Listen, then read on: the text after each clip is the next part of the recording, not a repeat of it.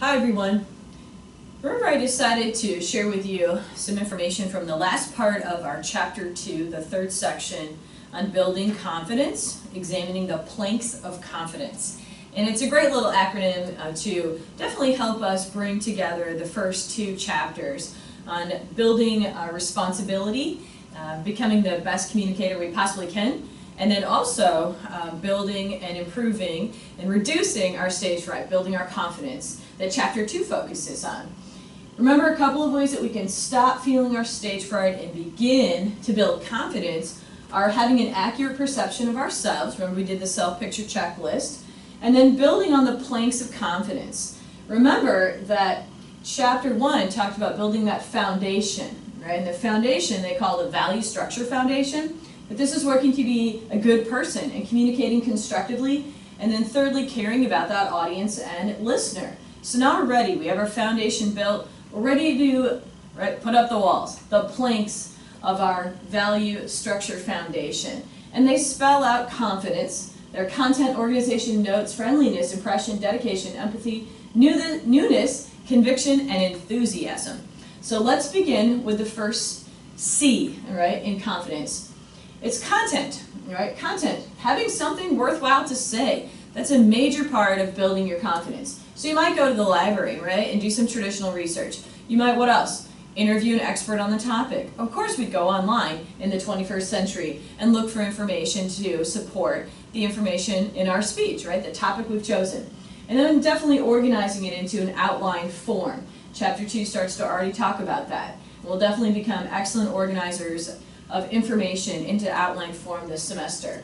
And it does also point out for content that you don't want to rely on humor, so the audience will just, you think, like you as a speaker. You need to back up your topic with information, with content, and it definitely can go hand in hand with your intellectual side, as well as, perhaps your enthusiasm, and they will. They, in the end, will like you, and they'll believe that you have something worthwhile to say to them. The next one is organization, and the O for organization definitely emphasizes, again, outlining your ideas. And that's something that's definitely for you as a speaker to build your confidence. I have these four main points that I'm going to discuss in my speech, but it also allows your audience to follow along. And audiences definitely need outlines from their speakers to not get lost on this road trip that speakers take them on.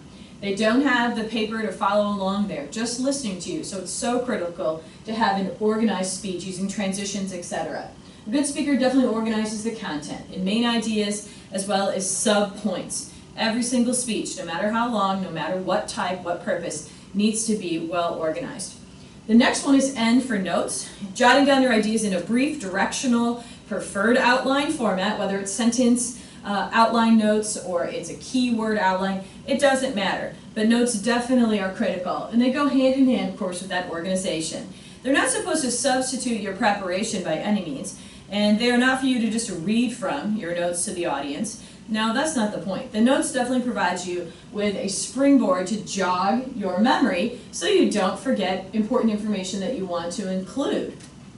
The next one also continues talking about notes, because that's a big deal as a speaker. But practicing all the time with your notes and practicing out loud is critical. We make an outline, we turn that outline into speaking notes, and then we practice from those speaking notes. And definitely practicing with your audience in mind. And also, again, out loud. Never silently. You wouldn't sit in the corner with your headphones on practicing your speech. No, you would get up, you would stand up, preferably in front of a mirror. And a lot of students always tell me they practice in the bathroom at home because they have a mirror.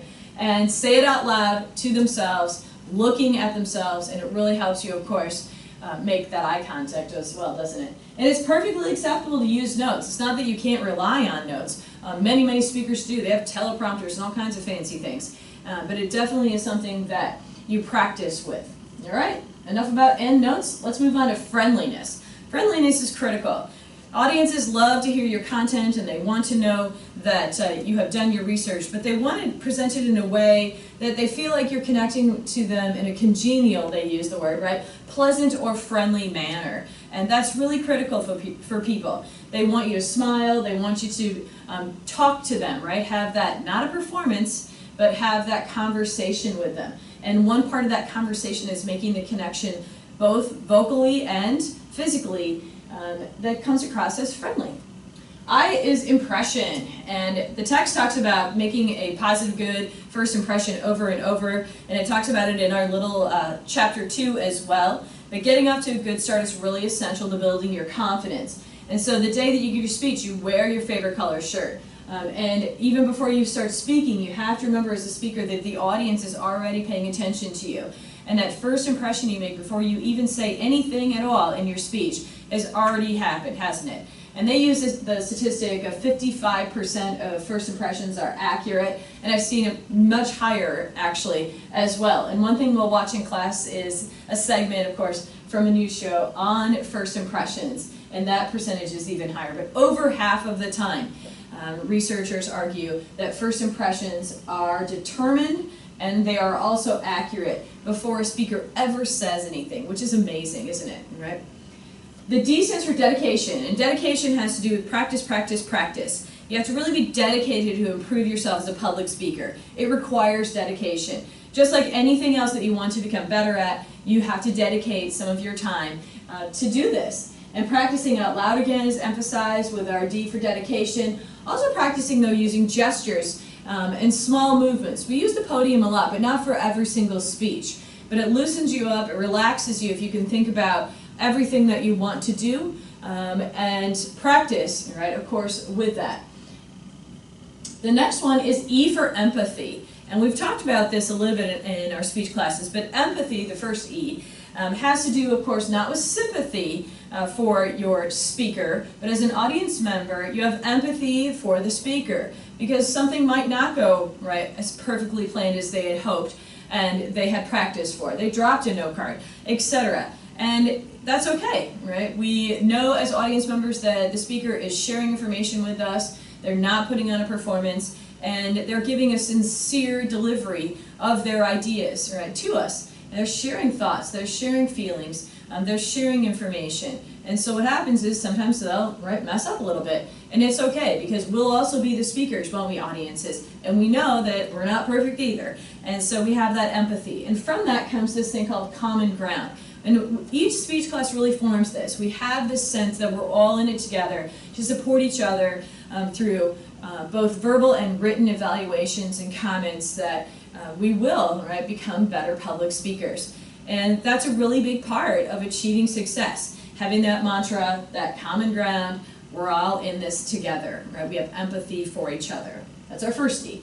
Now, N stands for newness, right? And newness, what is that all about? Well, that's about creating some and applying some originality to your speeches.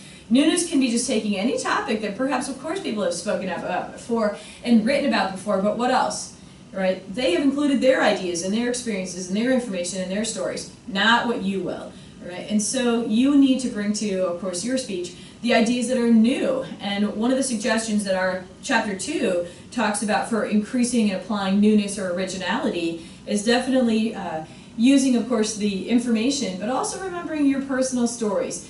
Audiences love to hear personal stories, and all of a sudden you connect, right, with a speaker when they'll share that with you.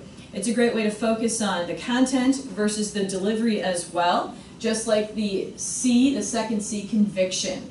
Conviction is believing in what you have to say, and this is so critical for persuasive speakers, of course. But personal conviction, and this means, of course, having newness, having original ideas, right? But also really believing in the information that you're sharing with us, whether it's your experiences, your stories, or it's information you gathered from outside sources and brought into your speech.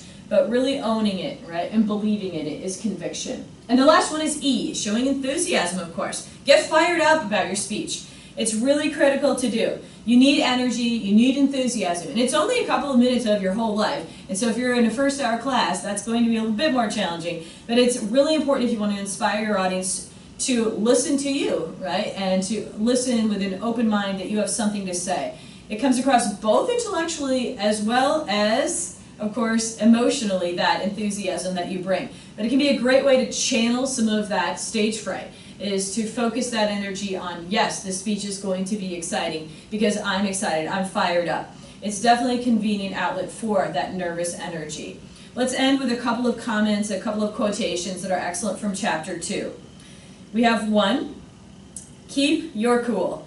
Right? If you can keep your cool yet show your audience members that you're excited about sharing your message, then you are sure to become a more confident communicator. Also, I like the one that Ralph Waldo Emerson, there we go, said, "Nothing great was ever achieved without enthusiasm."